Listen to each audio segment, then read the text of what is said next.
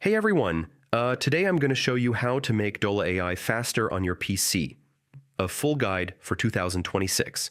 If it's running slow or lagging, these steps will help speed things up. First, check your internet connection. Dola AI relies on a stable connection.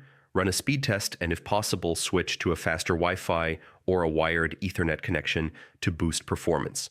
Next, close unused browser tabs and background programs. Too many running apps can slow down your PC and affect Dola AI's speed. Freeing up memory helps it run smoother. Then clear your browser, cache, and cookies.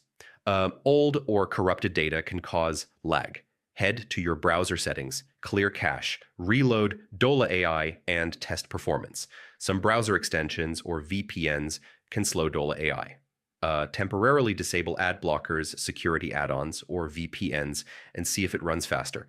Finally, if it's still slow, try a different browser or device. Switching from Chrome to Edge or using another PC or laptop can improve speed and help isolate the issue. And that's it. Following these steps usually makes Dola AI faster on your PC. If it's still slow, contact support.